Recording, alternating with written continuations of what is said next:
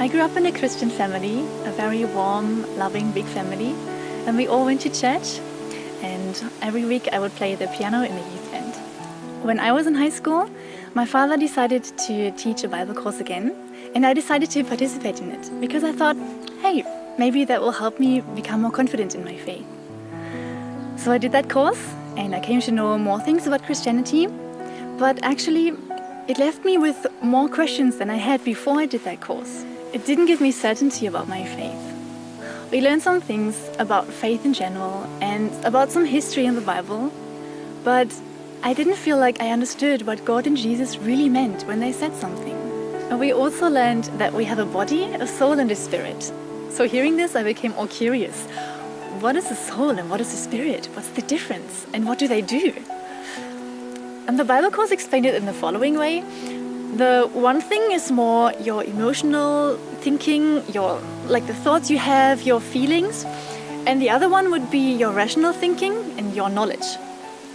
But that didn't really make sense to me, because what if I think about a fact that I learned? Is that now my soul or my spirit? And it also didn't explain in detail what would happen if I die. Where do I go? How do I get there? And how can I be 100% sure that I go to heaven? That was most important for me, because I knew that the other side would be hell, right? So I definitely wanted to go to heaven. So in fact, what I learned from that course and through conversations with many other Christians too, was that we will actually never really be able to understand God, and that we just have to somehow believe in the Bible, even though it doesn't sometimes make sense, and that we only have to believe in Jesus and live a somehow righteous life, and then we will go to heaven. But I couldn't rely on that. So unconsciously, I made the decision to just believe in God, and that He loves me and that He existed. And I would actually not read the Bible anymore, because I would not find answers anyway, and maybe I would find more questions which I couldn't find the answer for. So yeah, I just stopped doing that. But luckily then, I met people from Providence, and they introduced me to the Bible lessons by the Korean pastor Jung Myung Seok.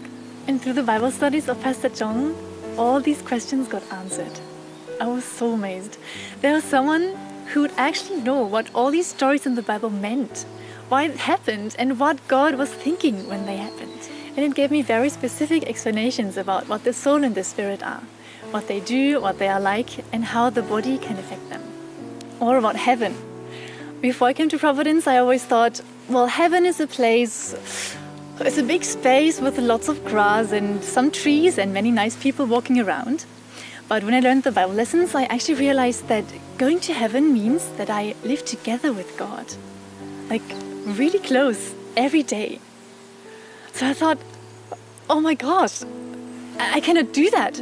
I'm such a negative person sometimes. I envy other people. I would totally ruin heaven. But through sermons, proverbs, and other teachings by Pastor Jung, I learned how to change myself. I learned how to change my character, how to change my thoughts, how to change my whole behavior, and how to make myself into someone who's worth being loved by God more than I ever imagined. And he also taught me how to really live a daily life together with God, and how to live with God for eternity. And through this, I also started reading the Bible again. And I understand it now. It's so amazing. I understand it when I read the Bible. This Bible study solved all the questions I had when I read the Bible, or also when I saw the world and saw all those problems Christians just didn't have an answer for. And Pastor Jung also teaches a truly deep understanding of what I actually always wanted to know inside of my heart, which is about God's heart.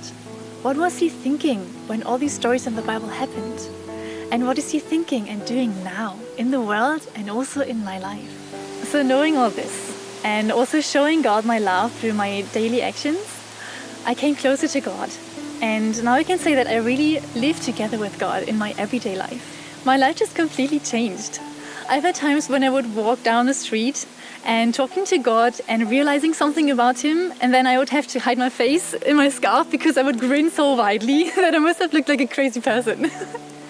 I'm truly happy that I came to Providence.